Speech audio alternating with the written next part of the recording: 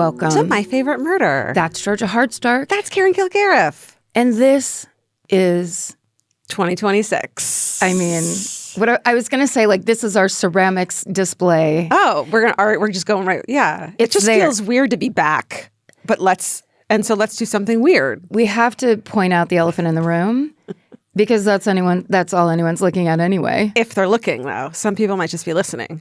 Listen, listeners, you need to start looking. We told you that years ago. Look and listen. That's what we've been saying. We built it into the beginning of the podcast before we even knew we were doing video. Basically, next week, I was going to say tomorrow, but it's next week. What is time? Is our 10-year anniversary episode. 10 years. Which is fucking crazy. Wild as hell. So crazy that we haven't even finished talking about the gifts we got from the 9-year anniversary, which was a year ago.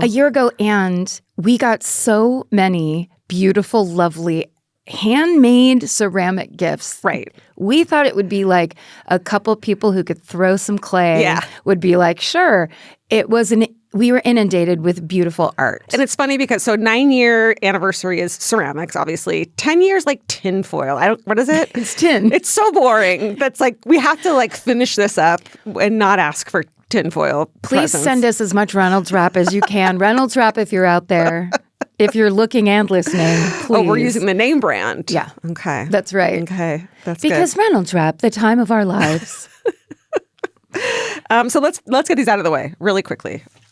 And then then it's 10 years. And then 9 years is over. And then let's stop talking about it and just wrap it up. This is a ceramic. In Reynolds wrap. This is a ceramic Siamese, like vintage cat with an incredible necklace on it that I'm obviously obsessed with. When I first saw that, I was like, they made the whole thing. And it's like, no, Karen, they just made the necklace. Like, it's a ceramics thing. No. Obviously. Here's what they did. Oh, you got the full story? It's Jordan from JMac Ceramics, JMAC Ceramics, who found a mold from the 1970s of this cat from someone's garage. They found it. They found hundreds of molds because they do ceramics. Oh, right. So it's new vintage. So the mold is vintage. The clay is new. The cat is new. And I didn't know you could do that. You could make your own. That's when you really care about ceramics. Right. And Jordan also looked at the markings to make sure that they were like correct to Elvis. So this is like the only one that I have that's cross-eyed. Do you want to process these feelings? Because that's like a tribute. I know. Almost. That's beautiful. I don't know if I can process that. Yeah, you shouldn't do it on the show. Feelings are hard for me. It'll take a while. But feelings are great content.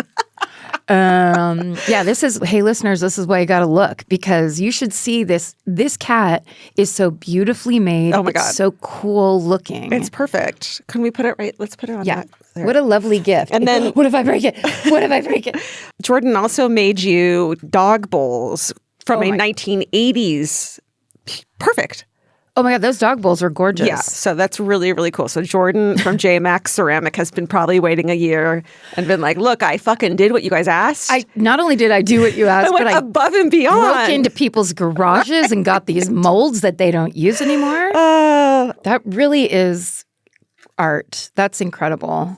Okay, what do you have to share with the class? Well, these are incredible. These are stacking Mothman mugs. Yeah. So this was sent in by Keiko Inoue from Keiko Pots on Instagram. How do you spell that? Keikopots. Got it. I guess we should really very heavily describe this to the listeners. Right. So these are beautiful beige ceramic stacking hippie coffee mugs with no handles. So it's like you're just supposed to take your dandelion tea and stand at the window. Yeah, put your both hands around the mug like you just went through something. Yeah. But the funny thing is they stack and make a whole Mothman, but the top part is the face. So who do you give the crotch of the Mothman to? To someone you hate or someone you love? I think it depends on what you're into. Okay, because take it apart. It's a crotch. That one has a crotch on it. And then the top just looks like a sneaky little Mothman peeking over like a fence. Sneaky cute Mothman with two middle fingers up and then crotch man. Well, and more so, this mug on the back very lightly has etched into it by BYE. On the bottom, it says bitches. Oh, perfect. So, there is a real high-low, above-below situation happening with this stacking. That's what art's all about. Truly. Who are you? Are you up here? Are you down here? Drink out of that mug that day. This is amazing. It's so good. I really love this one. I was excited when I saw that. I think that'll go up for sure. But I really was confused when I saw this next one, which I thought someone just sent us in a butterfly, where it's like you got the assignment wrong. It looks like a pinned moth, a beautiful pinned, like real dead moth or butterfly in the middle of a frame. But it's fucking made of ceramics. Ceramics. So it's like, I honestly thought it was like, you guys didn't get it. I'll just read this email fast. This is from Noelle and Lisa. And it says, here's to 9 incredible years from 2 of your longtime listeners in Boise, Idaho.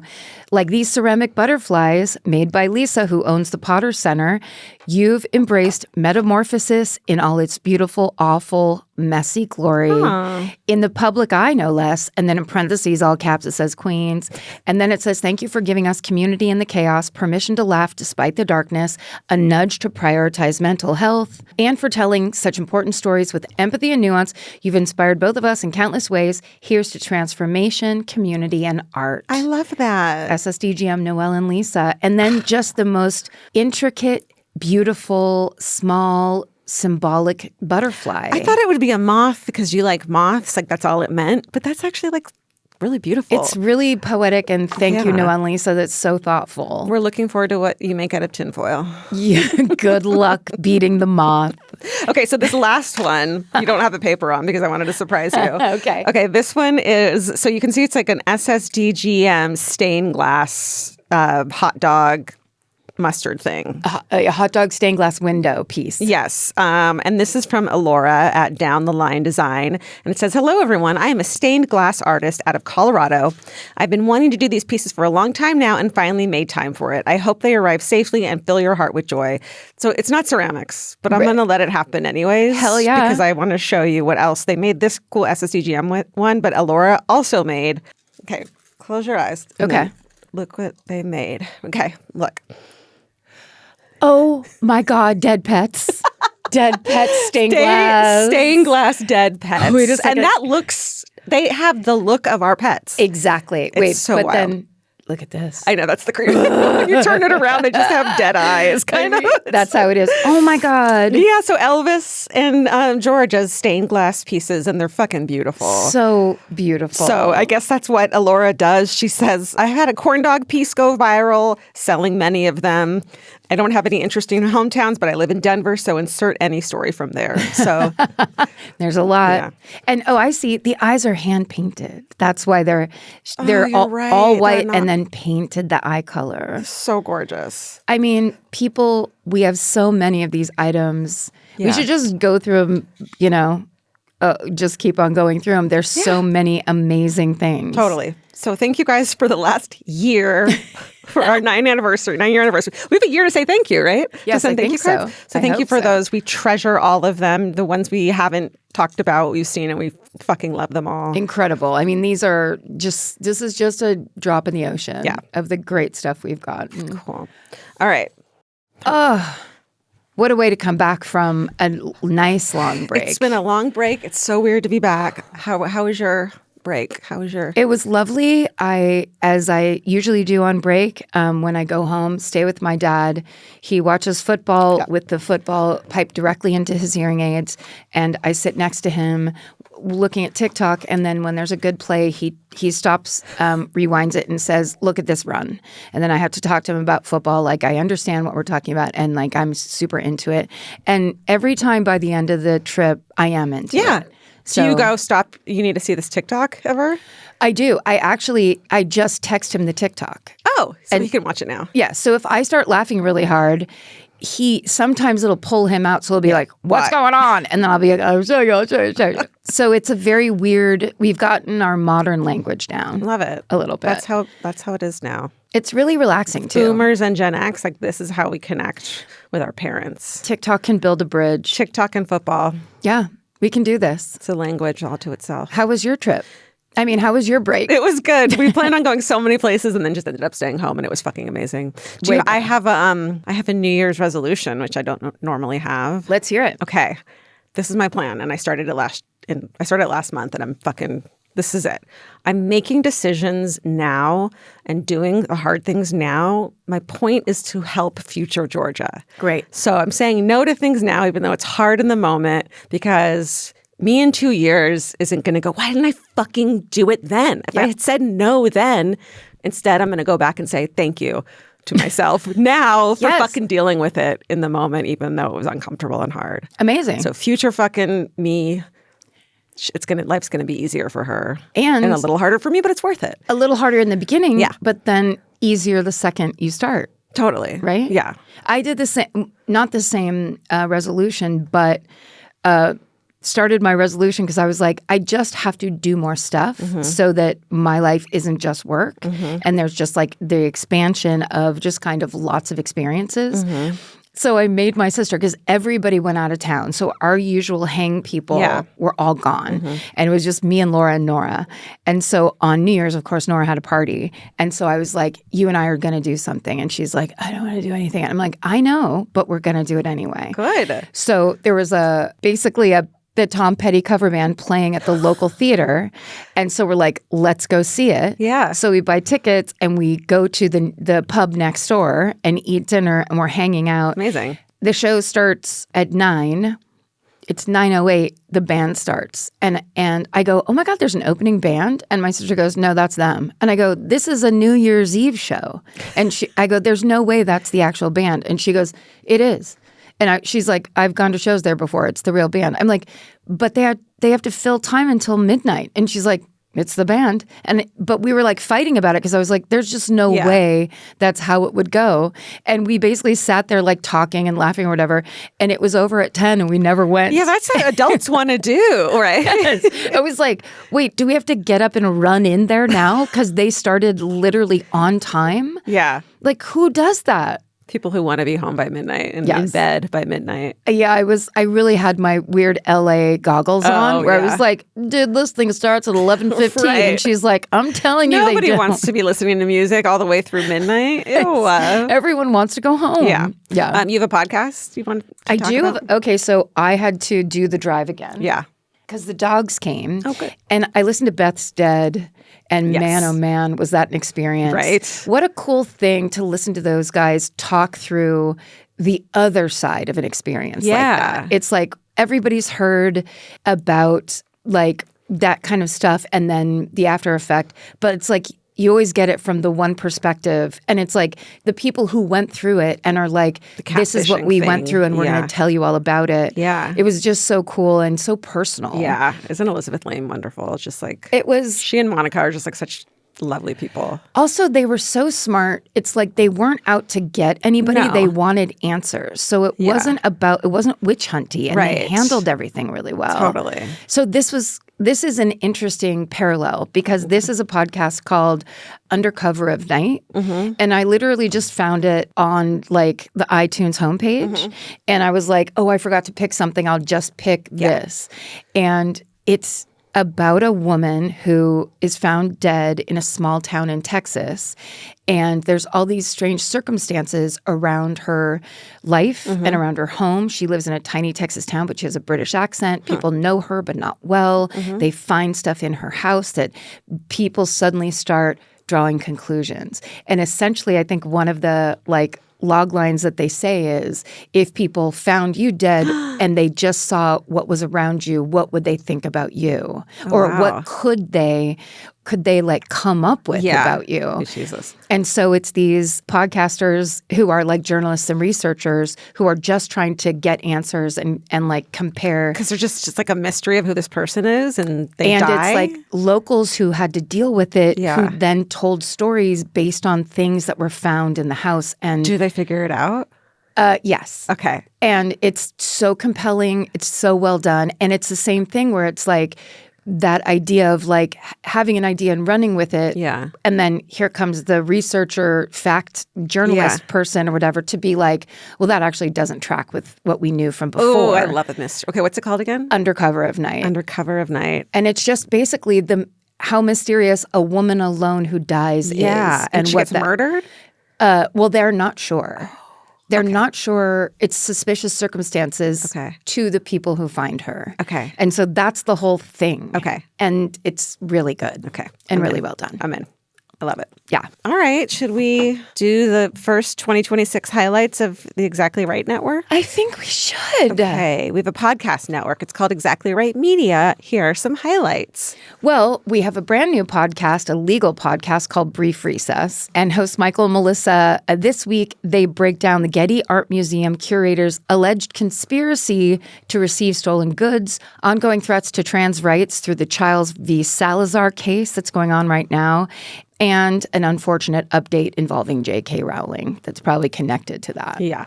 And then on Do You Need a Ride? Hey. Chris and Karen, welcome back comedian and musician Henry Phillips, one of the funniest people. Just one of the greatest. They cover awkward celebrity encounters, alien invasions, and more. His awkward celebrity encounter is so hilarious. I'm sure because he's so awkward to begin with. And so funny. Also, if you don't know Henry Phillips, he had a viral video called You and Your Fucking Mug of Coffee that was one of my favorite things because it was like he would walk around with a giant mug of coffee and like the first one is he's at a voting booth and he's just spilling coffee everywhere. And I was absolutely that person with the mug of coffee I couldn't control. Oh my God, I love it. He's the greatest. He's so good. Also, if you're craving more of our content in the new year, then you need to go over to the Fan Cult because they've got you covered. You get all the episodes of this show ad-free, merch store discounts, exclusive video content, and much, much more. So go to fancult.supercast.com to join the Fan Cult. That's right. And please do not forget to follow My Favorite Murder on Instagram and TikTok so you never miss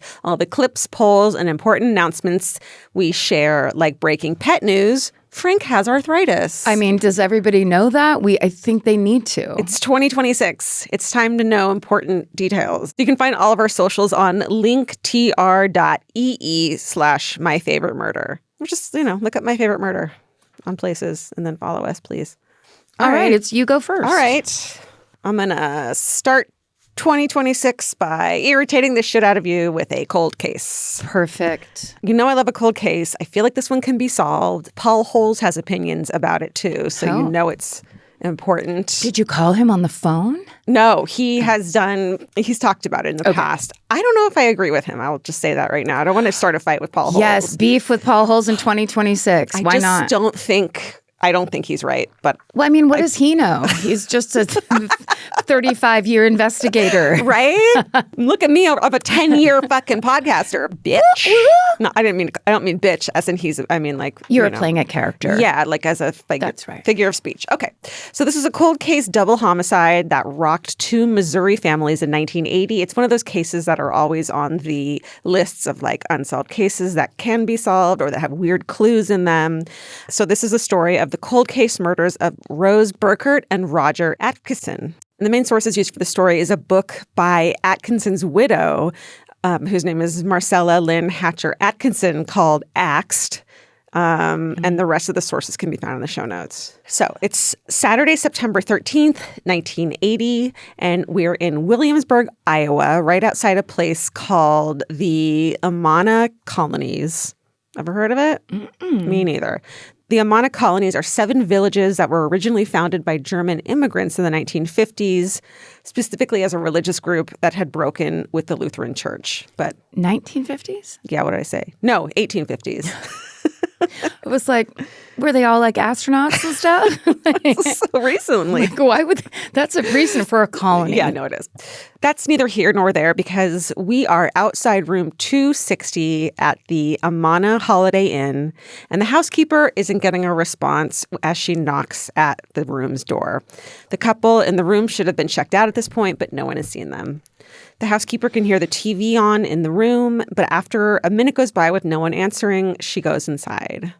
When she enters the room, first she's in this little hallway where you can see into like the end of the room, not the bed. You can also see the entrance to the bathroom on one side. And so she sees several belongings strewn all over the floor in front of the bed. And once she rounds that little corner, and it's like this total 70s hotel room, and can see the bed, she sees 2 lifeless bodies, a man and a woman, and lots of blood. Oh. She calls her boss and the police. So the couple had registered at the front desk as Mr. and Mrs. Roger Burkert Burkert.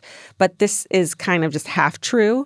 When the police arrive, it's determined that the people are Rose Burkert, who is 22, and Roger Atkinson, who is 32. They're not a married couple, but Roger is actually married to someone else, a woman named Marcella Atkinson, who goes by Marcy.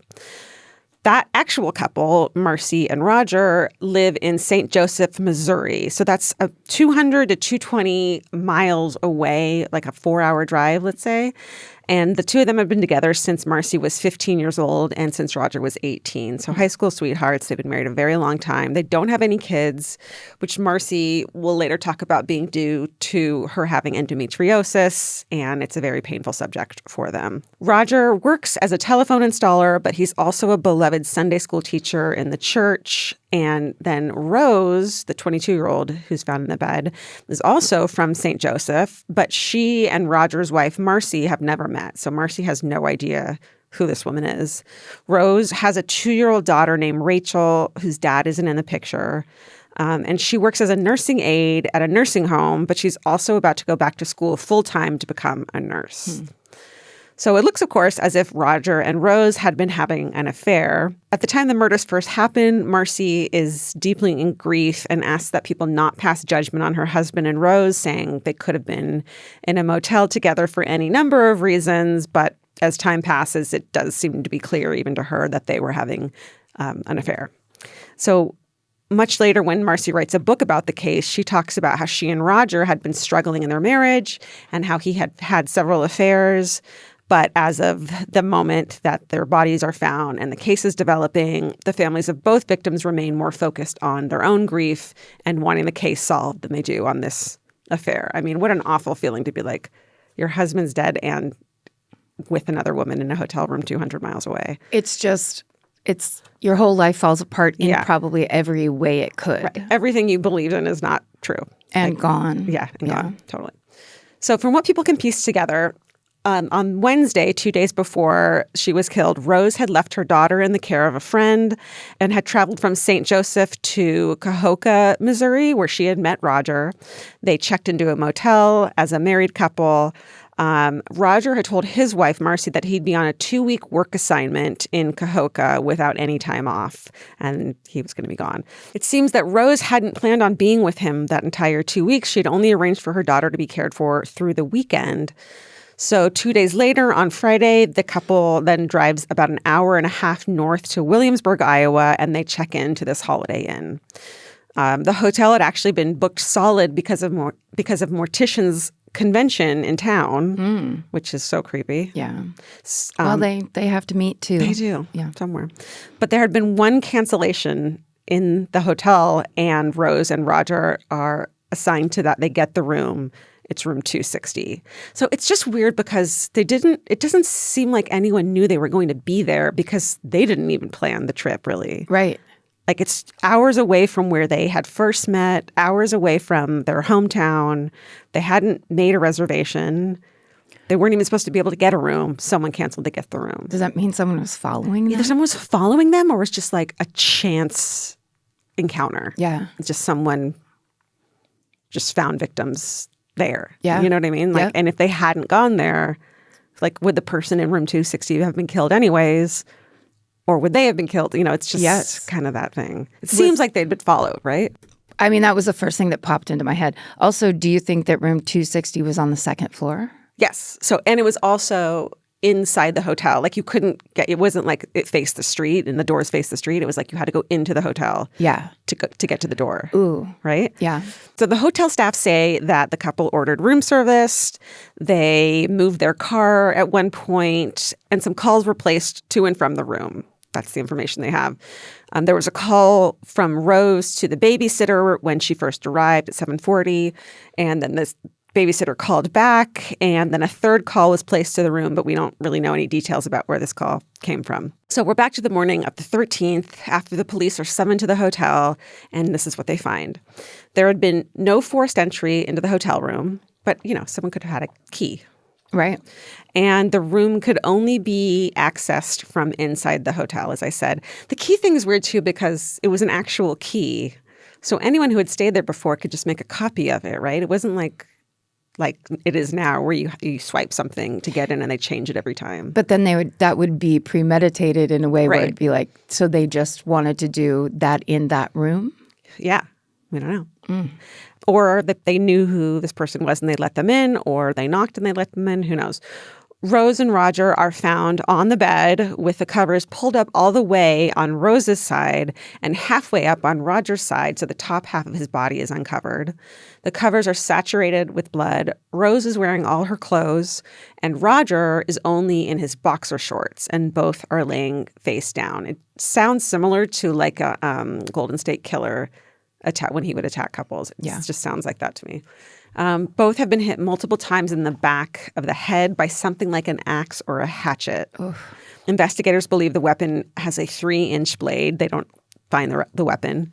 Roger's missing several fingers, likely defensive wounds. I know. Though most of the wounds are to the back of the head, both Rose and Roger have multiple other wounds on the top halves of their bodies. There's blood sprayed on the headboard and on the floor next to the bed. It's just a really awful scene. Rose and Roger's belongings are scattered all over the floor. It's a big mess. Roger's wallet has been gone through and some money, maybe around $200, is missing. A partial fingerprint is recovered from the couple's belongings. And so here's the couple weird pieces of evidence. So a chair had been pulled up to the bed as if someone were sitting there talking to them while they were in bed or just watching them after they killed them. They pulled up a chair and sat down either before or after. And underneath this chair, aside from the person having gone through Roger's wallet and there's cards everywhere, the person took a bar of soap and had been like cutting at it. What's it called when you... Whittling it? Carving. Yeah, carving and whittling a bar of soap. So just sitting there doing that, which is so menacing. And this was 1980? Yeah. Sorry, but there was a commercial for Irish Spring back then where they cut soap in the commercial. Do you remember that? Do, even though I shouldn't, because I was a baby. But. Well, it was probably ran for a long time. Yeah. But it was the thing that's really, really weird and horrifying. What a weird, what kind of person has that as a hobby, whittling thing, like whittling soap? Well, what? I don't think whittling soap is a hobby. You don't think so? I think they made something out of it. Or is it just like you do it to do it? To me, it seems like knife play where it's like it's threatening. Intimidating. It's like, and you like having a knife, so there are different things you can do with it. You probably don't have like a block of wood there. Right. So it seems like it's something you would do while they were alive to intimidate them. I mean, maybe, or who knows? Okay. So then the person, most likely the perpetrator, uses this piece of soap that he'd whittled to write a message on the back of the bathroom door. So it's only visible when light hits the door. Unfortunately, the person wiped almost the whole message off, but you can see one word left behind. It just says this. Literally. I mean, that's like a horror movie. That reminds me of it's in Seven, right? Where it's like you flip the picture over and there's a thing written there that you can only see in blacklight. Wow. Yeah. So that's fucking menacing and creepy. There's a lot more evidence in the bathroom as well. The sink and one of the white bathroom towels are both visibly stained with blood, and a tube of toothpaste has been squirted into the bathtub and into the sink. So the person then picked up the toothpaste, squirted it, made a mess all over the bathroom. This is part of what Paul Hull's theory is about, and I'll get to that in a minute. Okay.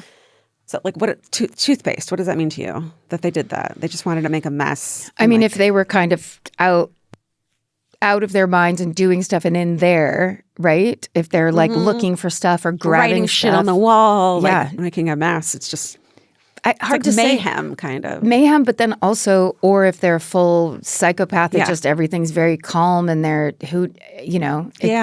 or purposely misleading the police. To be like, this means nothing, but they're going to think it's a clue.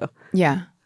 But that feels less likely the further back we go in time because I feel like people do stuff like that because they've been informed over the years by TV shows and entertainment. Yeah.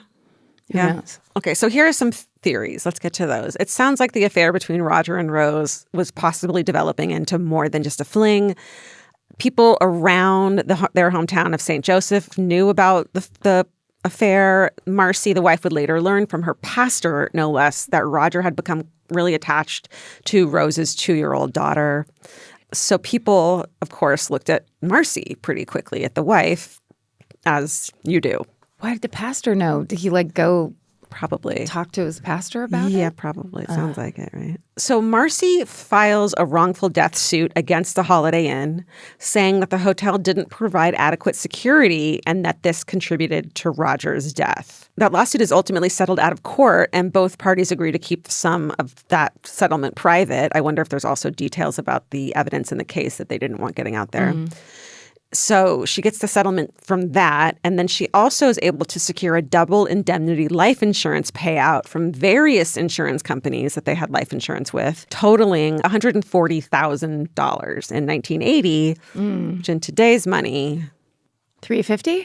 $550,000. Wow. Yeah. $500,000. That's a lot of money. Yeah. However, that could just be what couples do sometimes. I don't know. It doesn't necessarily mean anything. Yeah, people die and that happens all the time. So it doesn't really mean anything. And she does have an alibi. She'd been babysitting for a couple that was out of town when this happened. And again, this is hours away from their hometown. So she couldn't have gone up and back, but maybe she hired someone to. Maybe she was pissed off, you know? And then I think they kind of stopped paying attention to her as a suspect because she has an alibi. It doesn't seem like they have any evidence. But also there are other theories that are compelling as well. So another possibility is that the killer could have been an ex-boyfriend of Rose's who had apparently been stalking her in the weeks leading up to the murder. On September 9th, right before she left to go on this trip with Roger, Rose had told a friend 2 things. That if anything ever happened to her, she wanted one of her brothers to raise her daughter. And then if anything happened to her, it would have been her ex who did it. So that's not something you say lightly and then days later you're murdered. Right. And possibly followed to that location. Yes. Right? Absolutely not. And that seems like the most plausible explanation, right? But then investigators see some chilling similarities between this case and a murder that happened just 3 months earlier. And it seems like maybe they stopped pursuing that lead because of this really weird, confusing similarity of this murder. So on June 25th, 1980, in Galesburg, Illinois, which is about 130 miles away from where we were, like a 2-hour drive, a man named William Kyle Jr. had been killed in a hotel room, and his wounds had been similar. Police believe that an axe or hatchet had been the murder weapon in that case as well. And in addition to this, a tube of toothpaste had been squeezed out at the foot of the bed. That's weird. That's fucking weird. That's really specific. Yeah, That's we're not talking about like years and across the country difference. Right. Like proximity and time close. Yeah. So the question is squirting a tube of toothpaste meaningful in some way that we don't understand? And that's where Paul Holes comes in. Oh. Because ultimately, the murder of William Kyle Jr. is circumstantially linked to a man named Raimundo Esparza, who can be placed in the area at the time near the hotel. Esparza was a vagrant and was addicted to heroin. And that's a known fact, although, that's just a circumstantial tie-in to this murder.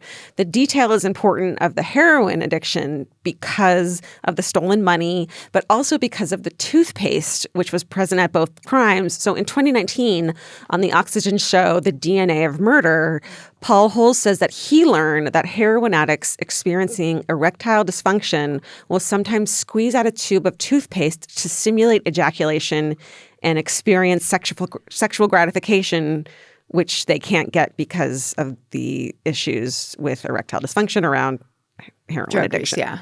I've never heard that. I looked it up online. I tried to find that as any kind of information that pointed in that direction. And yeah, but I feel like that's like the psychological approach as opposed to it wouldn't necessarily be online because that would be more of this is, you're equating one to the other. So it's like you're trying to do the thing that's similar to the feeling. Right. So they're not saying they do it all the time. Heroin addicts do that all the time. They're saying that could be one reason why that was done. Could be. Yeah. Just looking for some sort of the why of it. Maybe don't have me disagree with Paul Holes so much. Well, but what's interesting about it is, to me, this is, and we've talked about this a lot, of what is interesting about true crime is the psychology of people, where it's like the different circumstances in your life that bring you to take these actions and what they mean, and you know, your shadow self and the things that you haven't processed and the problems you're having, and how all of those actions really represent something that's going on inside you. Totally. And somehow this, like, that toothpaste thing equates to me with a hitman even more, because it's this person who is so comfortable with murder, has done this so many times. It's so destructive and so not a big deal that he then makes a mess in the room and doesn't give a fuck. It's not like I snuck out and hid all the evidence. Well, now I have a beef with you, because I would say hitmen just leave. Totally. Right? They wouldn't be messing around or trying to stealing really money do anything. Even. I don't even think hitmen steal money. I don't think they touch stuff. I think it's like they get the job done and they go. Yeah, or use a hatchet to begin with. Although, I'll argue myself now, beef with myself, where it's like, but if someone, whoever it might have been, you're not always hiring a CIA grade hitman. Will you go take care of a thing I can't deal with? Yeah. Yeah. Who knows? Yeah. And they're not like a professional at all. I hate those unprofessional hitmen.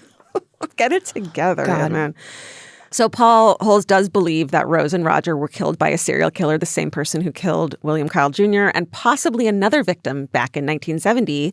That man was named Jack McDonald, and he was 23 years old. He had been bludgeoned to death in a motel room in Meridian, Mississippi, which is 10 hours or almost 11 hours away. So who knows? But they're all on the same kind of, interstate, close to that connecting interstate. So that would make sense. This is kind of, it's hearkening back to The Old Man on a Train. You love that one. My favorite. Well, it's just that idea of like the scariest idea is this untraceable stranger. Totally. Where it's like there's no one to connect to it and he is already on the train out of town. Well, there is now with DNA. Yeah. Right? So Esparza is never charged in any of these cases, and it's so circumstantial. He's just seen near the scene of the crime in one of the cases, and he's a heroin addict. And he dies in 1983, but his name keeps coming up whenever people talk about this case now. In 2015, one of the bathroom towels that had been preserved in evidence is retested, and DNA is recovered from it. There are 3 samples, one from Rose, one from Roger, and one from an unknown person. But it's a hotel room bath towel. Like, who knows how clean that is? Right. Especially in 1980, they didn't have bleach. Actually, no, they had like the worst kind of, maybe it's like even more believable than then. There's like a vat of lye down in the basement or something. Totally. But yeah, that worst case scenario for trying to get it all down to just one person. Totally. It's not like someone's house where it shouldn't be there at all. It's like, So as far as we know, there's never been a hit on that 3rd sample. Maybe they're testing it. Maybe they're doing the genealogical DNA. We gotta hope. Yeah. On the DNA of murder, Paul Holes recommended that Esparza's body be exhumed and tested against that DNA sample. Wow.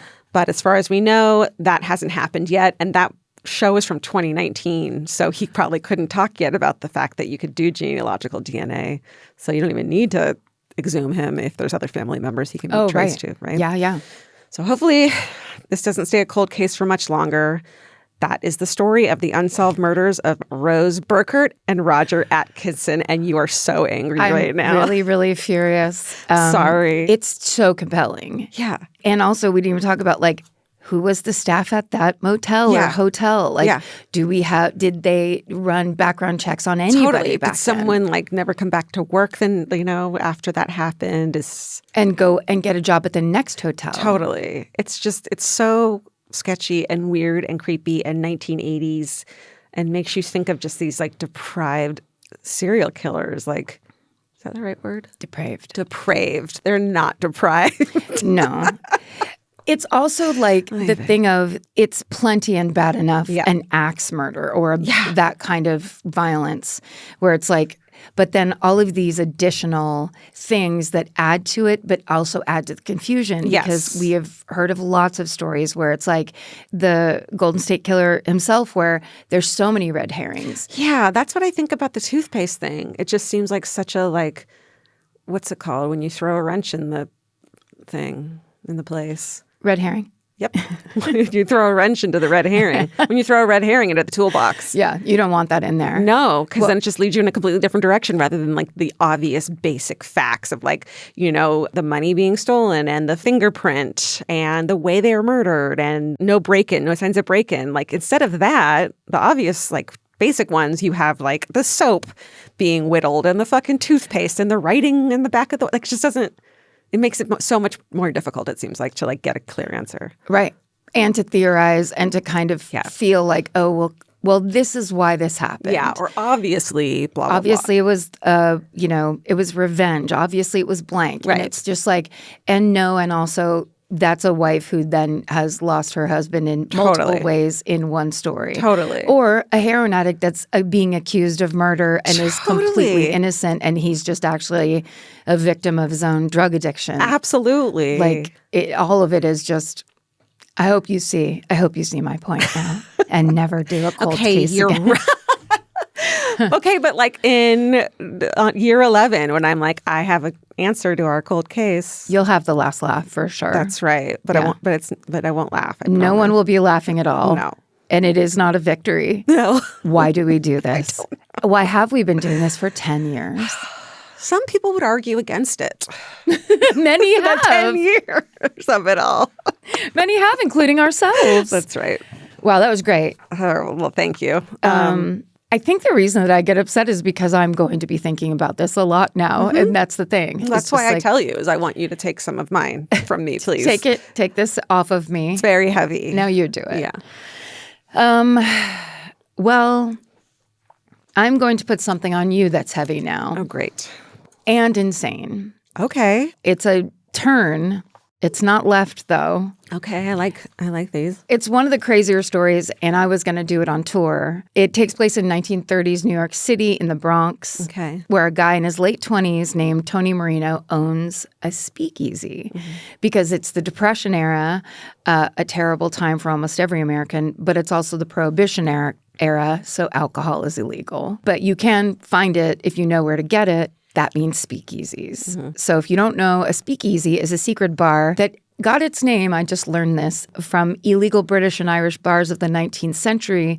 They called them speak softly shops.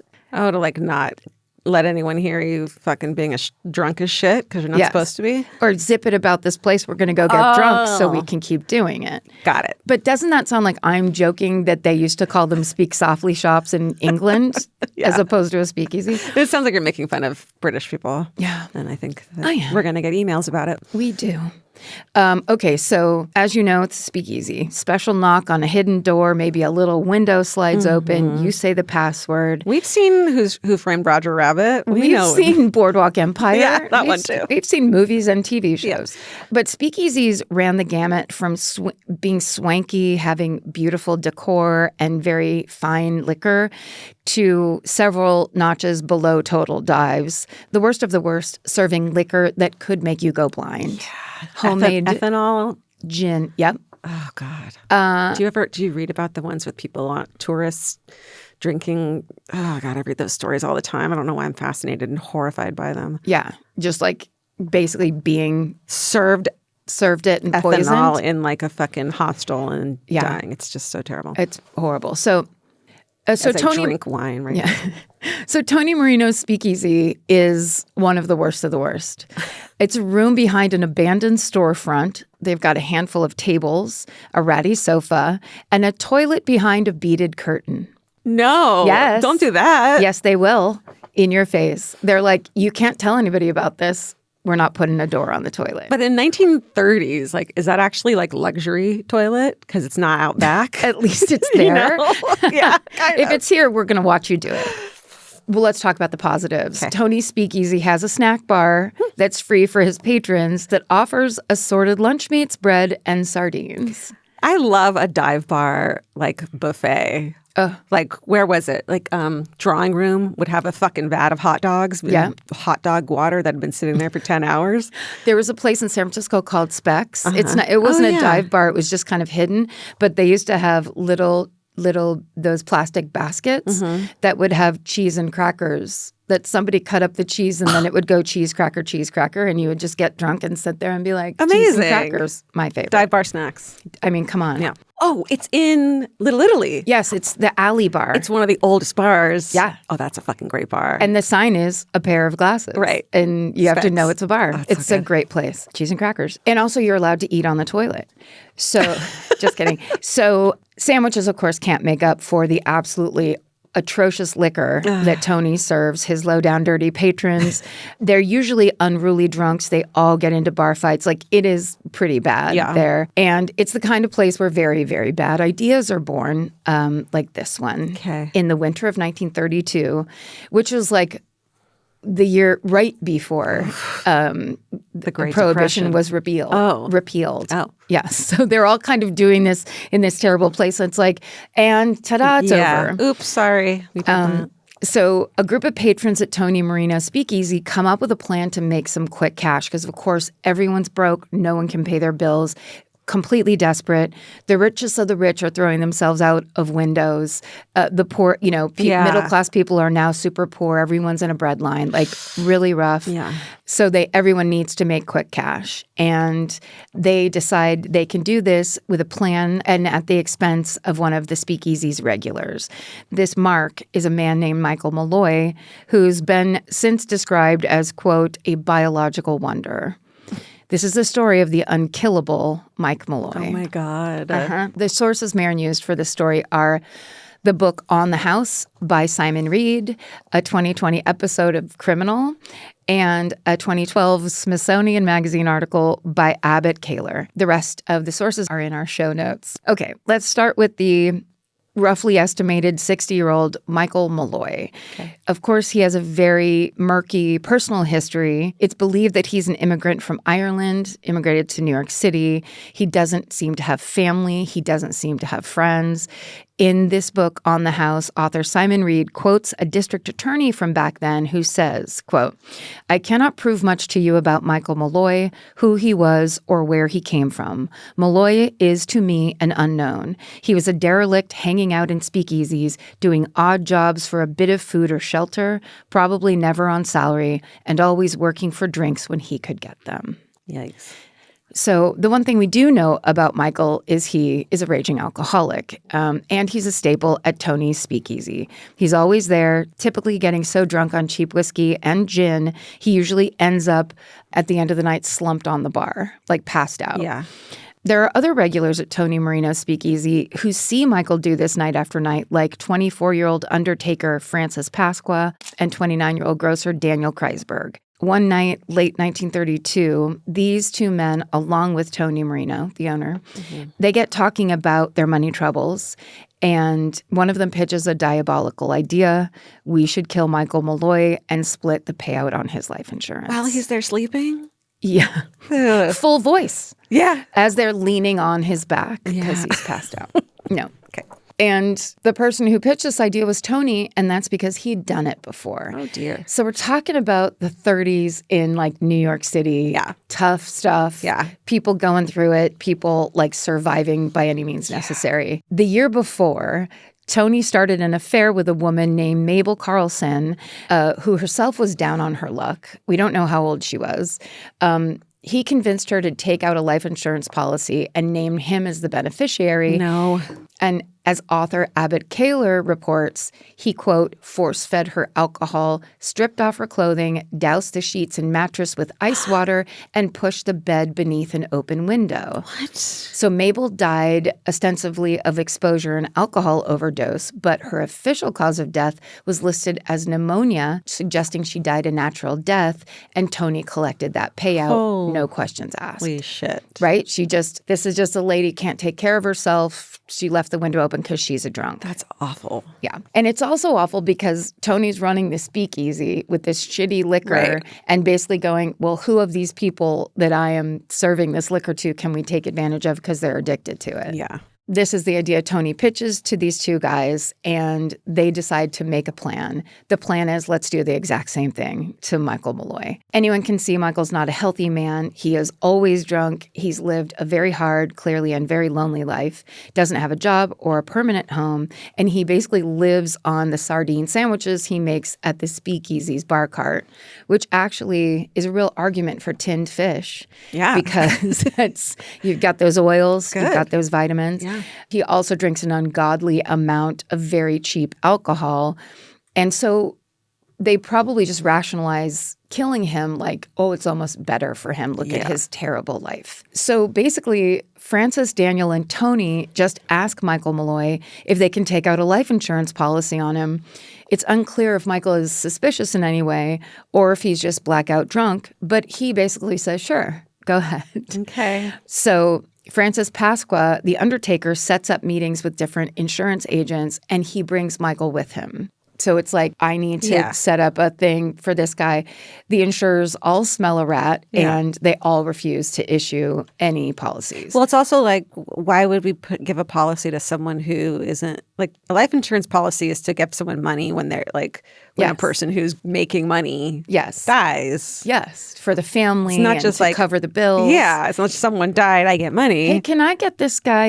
And they're just like, no, no thanks. Right. So Francis, Daniel, and Tony have to rework the plan. They decide they're going to set up more meetings with new insurance agents. This time, they're going to leave Michael Malloy at the bar, and they're going to get a friend of Francis's, who they falsely claim is a florist named Nicholas Mellery, to go. So it takes about 5 months, but Francis finally finds a few insurance agents who are willing to work with him. He gets 3 policies taken out on this Nicholas Mellery, who again is not real. The 2 of them are with Prudential Life Insurance. One's with Metropolitan Life Insurance. And if all goes according to plan, the 3 men will have around $3,500 to split between them. In 1932. How much? $3,500. I'm going to go 11,000. 83,000. Holy shit. Yes. Maybe it's because for them it's so much money. Yeah. They then pull in another co-conspirator. It's Tony's 28-year-old bartender, Joseph Murphy, who is willing to falsely state that he himself is Nicholas Mellery's next of kin when they have to identify the body. So they just start pulling people in on the plan. Yeah. All these men get together and they start having to discuss, how are we going to kill Michael Malloy? They decide the cleanest option is to give him an open bar tab and let him drink himself to death. And then once he's dead, they slip the fake ID into his pocket that says he's Nicholas Mellery, and then Joseph Murphy goes, identifies him as next of kin, and they get their life insurance money. When Tony Marino offers Malloy unlimited drinks at the Speakeasy, he is over the moon, of course. Again, not at all suspicious. The first day of his open tab, he drinks an insane amount of liquor, enough that should incapacitate him, if not outright kill him. He just goes for it. Jesus. And he doesn't die. He doesn't even pass out. He downs his drinks one after the other like it's nothing, and he just eventually says goodnight and walks out of the bar. Oh, my God. The 4 men, it's now 4 men, they are stunned. Michael comes back the next day. He's like, it's open bar, open tab for me. Jesus. He does it again. Can you imagine the hangover of shitty liquor, like a lot of it? Can you imagine being in a place where the hangover doesn't matter anymore? Like, it's just like... Drink through it. Yeah. Probably never stop being drunk. Yeah. Just keep going. Yeah. I've done that. The next day, he does it again. He binges this insane amount of liquor, says, thanks, everybody, good night, leaves. Nothing happens. Then when he returns the next day, he only puts his glass down to walk over to the snack cart and make himself a sardine sandwich. The day after that, he walks into Tony's Speakeasy and announces, quote, boy, ain't I got a thirst.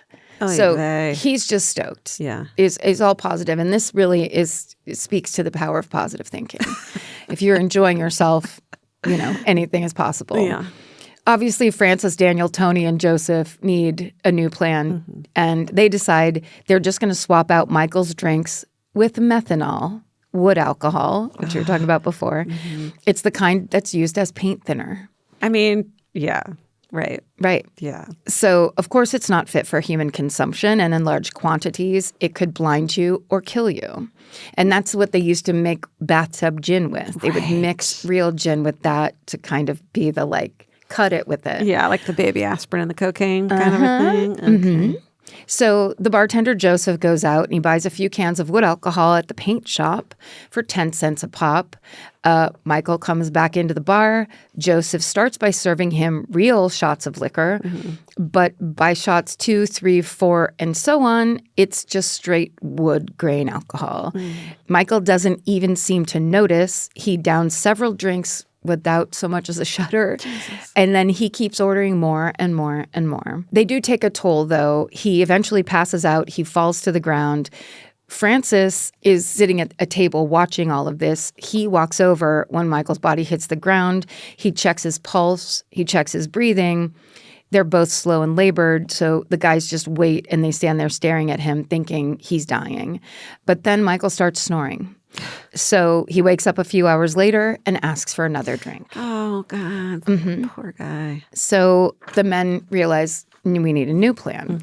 So Francis thinks back to, Francis, who's the undertaker, thinks back to a body that he handled once of a man who had died after eating bad oysters while drinking wood alcohol.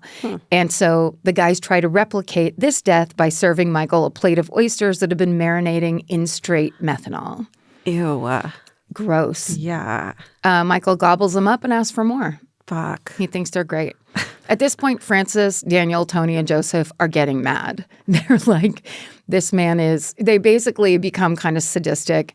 One afternoon, they serve a very drunk Michael a sardine sandwich packed with carpet tacks and broken glass. What? Thinking if he's not noticing the wood grain alcohol, then maybe he'll just eat this. Oh, my God. That's and like desperation at this point. Yeah, they are desperate. What the fuck? And they're like, okay, he'll eat this. It'll tear up his organs.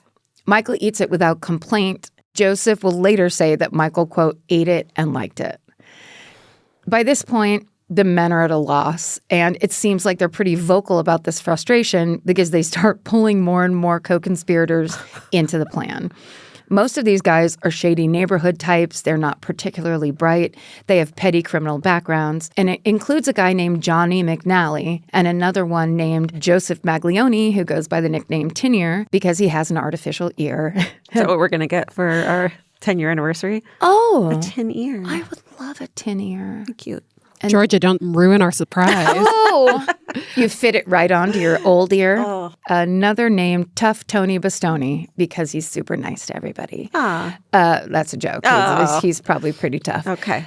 And altogether, these guys are dubbed, they'll eventually be dubbed the Murder Trust in the press, which for simplicity, we can call them now. So I don't have to name every single guy every time. So one night in December of 1932, the Murder Trust gets together to figure out how to kill Michael Malloy once and for all.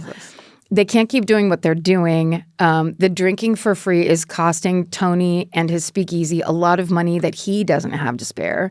On top of all the other costs like the wood alcohol, the oysters, and also a month has passed since they took out the life insurance policies. Right. So now the first premium payment are due. Yeah, they're spending money on this. They're spending a lot of money that nobody has. Right. It's like the problem starts that we don't have any money. Right. So now it's like chasing good money after bad. Figuring out how to move forward isn't easy, though, because now there's 8 men pitching ideas, and it's chaos, and it's chaos filled with very, very dumb ideas. Oh, my God. Like tax in a fucking sardine sandwich? Tax in a sardine sandwich was like one of the good ones. Again, that made it all the way to like production. So at one point, one of the men suggests they shoot Michael, but then he's reminded that it needs to look like a natural death so they get the payout. Right. So once again... A natural shooting? Just a very natural one. Yeah. Look, it's natural here in New York City. Once again, it's Francis Pasqua who decides what route they'll take. The men basically look back to how Tony killed Mabel Carlson. They get him drunk. He blacks out. They throw him into the park, strip him down, put him on a park bench, dump water all over him, and leave. Jesus. The next morning, none other than Michael Malloy shows up at Tony Marino's speakeasy. Oh my God. He's a little worse for wear. He is very cold, and he can't remember how he wound up outside the night before, but he's basically fine.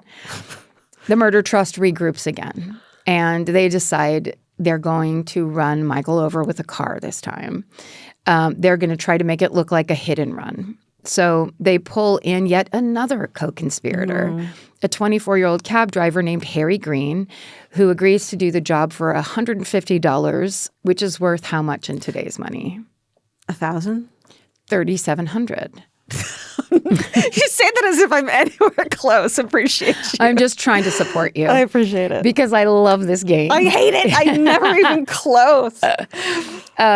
So at the speakeasy, Joseph gets Michael blackout drunk again. Then some of the murder trust guys take Michael's body to a nearby road where there's not a lot of traffic. They put the Nicholas Mallory fake ID card in his pocket, lay him down on the road, and Harry Green hits Michael with the taxi before reversing backwards over the body. Harry and the murder trust men flee the scene. The next morning, they pore over that day's newspaper. They're looking for the reports of a fatal hit and run. Nothing's there. Joseph Murphy, who is supposed to be the one that poses as Nicholas Mallory's next of kin, starts calling around to local hospitals and morgues asking if anyone has seen his missing brother Nicholas. No one matches the name or description. So now the murder trust guys are losing it because they think they've finally done it. They have no proof of Nicholas Mallory's death to show their insurers, which means they can't claim the payout. So they're like stuck in this weird middle realm. Limbo? A limbo, some might say. And as they're freaking out about what they're going to do, they start talking about should they just get rid of this whole idea about Michael Malloy and just kill a random drunk who happens to walk into the speakeasy and just use that body as Nicholas Mallory. Right. But 5 days after running Michael over and before they can make good on the new plan, Michael waltzes into Tony's speakeasy, limping and bandaged, but ready for a drink. It's like, I know not everyone should procreate, like me, but this guy, like, should pass those genes on. Superhuman. You're superhuman. And also, what a great attitude. Truly. What a kind of try again. I'm going to go see my friends. Yeah. So sad. Incredibly, not long after being run over, Michael was discovered by a cop. He was still clinging to life, lying in a nearby ditch. He was taken to a hospital where he was diagnosed with a concussion, a fractured skull, and a fractured shoulder. After he's stabilized and discharged, he came straight back to Tony's, still completely unaware that these were the people that did it. Poor guy. Like, go to a new bar. Oh, he's like, or stop drinking. Why? There's sandwiches. That's true. Sandwiches and free drinks. Yeah. And he has absolutely no memory of being hit by a car. Sure. I'm sorry to say, upside of being a drunk. Yeah. Those details don't, you know what it is though? They come later in the night. They come back? Yeah. All of a sudden memories? You're like laying there like, wait, what? You've never had that? Where they come as like weird little flashes? My blackouts are blacked out for life. That's nice. Yeah, it is. Blacked out for life. I had one where like the next day I was like, that was so fun at the bar last night. And then it was like, it looked like a Polaroid picture of this guy that I liked going like this. Oh. And I was like, oh no, I tried to kiss him. I tried to kiss him and he was like, no, no, no. Oh God. Like slowly, like a Polaroid slowly developing in front Where of I'm your like, face. wait a His second. face is... Why is that look on his face? Ooh. No, mine are gone, thank fucking God. Until Vince tells them to me and I'm like, don't talk to me Let's about get him this. all back. No, it's his fault. It's his fault. Don't talk to me. I did not. No, I didn't. No, I didn't. That's not true. Okay. So now the murder trust guys are in deep. They have insurance premiums due. And now they have a personal axe to grind with Michael Malloy because they're that kind of guy. Yeah. So they pivot again. They decide to rent out an apartment in Nicholas Mallory's name where basically it's a few blocks from the speakeasy. Of course, it has gas nozzles, gas hookups for the lighting fixtures. On February 23rd, 1933, which is 3 months into this whole ordeal, They give Michael Malloy wood alcohol at the speakeasy until he blacks out. They carry him to this apartment, lock him inside, open up those gas nozzles, and this is what finally kills Michael Malloy. Oy vey. When they go back to make sure he's dead, Francis Pasqua asks a specific Bronx doctor who he knows through his business as an undertaker to show up at the apartment and claim that Michael, who is now Nicholas Mallory, has died of pneumonia. And in exchange for that, Francis promises this doctor $100 of the increasingly spoken for insurance payout. $3,000. $2,400. Damn it. That was pretty close. Okay. But just one day after murdering Michael Malloy, the murder trust guys bury his body in a cheap box in a pauper's grave. A day after that, Francis shows up to the respective insurance office asking for the payout. Metropolitan Life gives him $800, which is... Which is 4, 5, 7, 20,000. Yes, 20,000. Shut the fuck up. 4, 5, 20,000 in today's money. But the Prudential agents are extremely suspicious. Yeah, like they care more than the cops do about this. You know, they have literally more to lose. Yeah, it's all about money, baby. And they want to see the body. So Francis tells them that won't be possible. Nicholas Mallory has already been buried. So now the insurers are launching an investigation. So this is very bad news for the murder trust, of course, but they internally are having problems. They only have $800 from Metropolitan that they're divvying up among 10 people at this point. And that isn't going well. They're fighting. Some people are demanding more money than others. The whole thing is descending into serious chaos. And of course, it bubbles over into physical violence. Joseph Maglione whips out a gun and shoots Tough Tony Bastoni in the speakeasy. In his speakeasy? In the speakeasy, yeah. Okay. It's not his speakeasy. No, I know. I meant like he shoots him in the speakeasy. Like, where's that on your body? You know, like the breadbasket? It's the soft room or whatever the British call it. Yeah.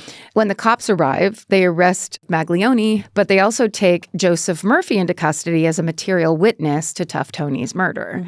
Oh, Tony dies. Tough Tony dies. Okay.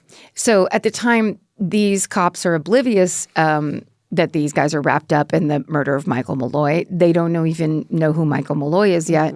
But they start chatting with regulars at the speakeasy while investigating the Tough Tony shooting. And those interviewees start to tell them everything. Guys. Because this is just a room full of drunks eating sandwiches and also, going like, to the bathroom. Trust going to the bathroom behind a curtain, a bead curtain. Definitely not washing their hands afterwards either. No. Where? Yeah, in the toilet. Oh, no. Yeah, it's a room full of drunks. Yeah. It's rough. So it turns out these witnesses know so much because they've either overheard these guys talking at the bar, because when you're drunk, you're too loud. Shh, shh, shh, shh. Or they were approached about joining the conspiracy by the murder trust, but they weren't interested, or maybe they were just a drunk that had some ethics and were like, no, I don't want to. I don't want to kill anybody. I just want to drink at a bar. No, thank you. I just want a fucking sardine sandwich. Yeah, do you mind? God, but then they kept going to that bar. Like, that's weird. Well, there weren't that many. Oh, it was like you had to find one to go to. Right. You had to know the password. Yeah, you're right. Okay, I hear you. You had to be into going to the bathroom in public. My grandma had a beaded curtain in between her kitchen and like the living room. Wow. And it was like the beginning of my days of loving. I was go through it and be like, ring. It just felt so like you were on stage. Yes, like glamorous action. So just me picturing that when it was like, wait, what? Hi everybody, I went to the bathroom. Also, could you imagine what it smelled like in this fucking place? That's what the hand washing thing. Hand washing, part of that. No door, sardines. The smell of old drunk person's piss and like the aim had to be so bad. Oh no, the aim. I mean, okay. Let me read this paper. Would you please? Can we talk about smells? One witness knows the ins and outs of all these plans so well, simply from hanging out there. He can point officers to the exact spot where Michael Malloy was buried. Wow. just from overhearing it. So in May of, literally, seriously, if you do anything in this life, please keep your voice down. Shut the fuck up. Just truly. Yeah. If you got to talk, whisper. Yeah. There's nothing wrong with it. Someone's always listening. That's what you need to assume at all times. Why not? Like here. Like here right now.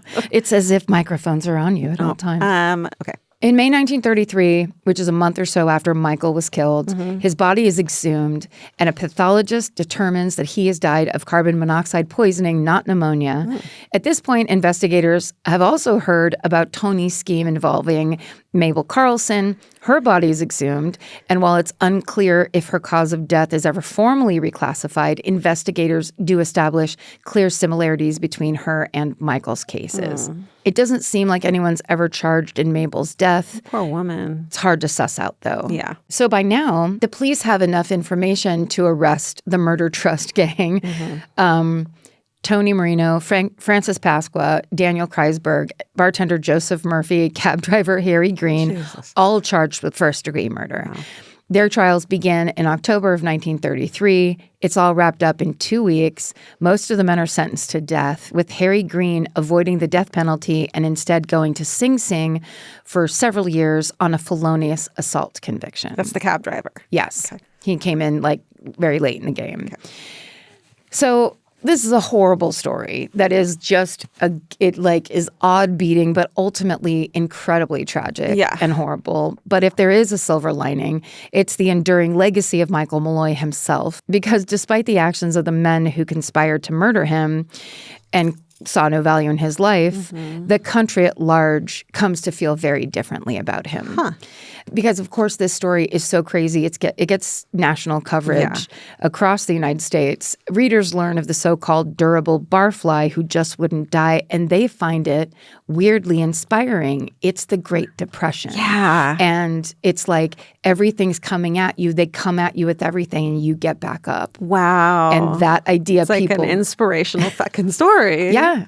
Yeah. Oh, my God. Over time, Michael Malloy's name has stuck around in the zeitgeist, earning one colorful nickname after the other: Iron Mike, the Rasputin of the Bronx, and even the Man Who Wouldn't Die.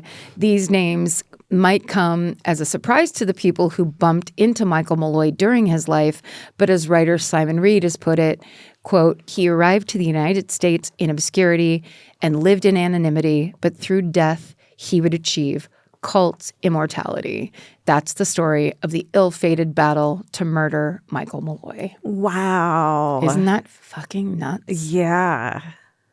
Carpet tacks and broken glass. And sardines. And aren't great either. And sardines. And still, the answer is no, I will not die. Amazing. And kept a positive attitude about it, too. Like, it seems like. Kept a drunken attitude about it. Walked right back into that bar. Open tab. I'm coming back tomorrow. Yeah. I still know the password. I still want a sandwich. That's amazing. I know. Great job. Wild. Wow. Kind of a nice inspirational way for us to start off 2026. That's It's going to be a little later in the year for other people, but. Right. Yeah. Well, you can start it whenever you want. Like dry January, you can start whenever you want. That's very true. And also Chinese New Year is coming up. So that's right. You do it then. Should we think of a new way to end the episodes? 10 year or 2026? Or like, what do you think? Yes. All right. Well, come back next week, you guys, because the 10-year anniversary is going to be full of surprises. I'm going to wear tinfoil. Yes. Tinfoil dresses, briefcases. Oh. Do you have one? I mean, I don't know if it qualifies because I can't remember. Did we say we had to get them at thrift stores? No, but they're vintage. I think we did, but who fucking cares at this point? I got mine at Marshall's. That's all I'm saying. Oh. Okay, so how are we doing this? We're just presenting each other with, hey, look. Here's my. Yeah, I guess we have to figure out the whole idea. Okay. We talked about it so long ago to me. It feels like we literally talked about this in the summertime. No, we did. Before that, probably. Before that. I had a uterus last time we talked about this. That's how fucking long it's been. How should we end this? Like on a positive note somehow? Like, tell us, hey, everyone, tell us what you were doing. Oh, we were doing that. Tell us what you're doing 10 years ago and what you're doing now. Oh, yeah, that's right. We were asking people. We have changed and what we have gone through and grown. There's a lot of people that when they write in, they kind of tell us at the end if they have like mini-sode stories. Yeah. Where it's like, when I first started listening, I was in college, I did this. Now I'm a doctor. Yeah. We've heard, or anything in between. We should read some of those next week for our 10-year anniversary. Yeah. And we're going to have a special guest, too, that I'll surprise you with. Oh, yes. A very exciting special guest. So if you want to tell us your 10-year arc of being a murderino, we would love to hear it. Go myfavoritemurder@gmail.com or just comment on our Instagram or TikTok or email us. Yeah, there's lots of different ways to do it. Yeah. You can figure it out. How about you dress your animal, your pet up in tinfoil? To send us photos of your animal. No, I stand against that. I will quit. Elvis was so afraid of tinfoil that we would put it around the Christmas tree so he wouldn't go climb it. Yes. Tinfoil and bananas. He hated both. So we would circle the Christmas tree with tinfoil and bananas. That's hilarious. Yeah, it was very cute. Well, that's full circle. Yeah. I think we just should end it Stay Sexy. And don't get murdered. That's all we can do. Really. Goodbye.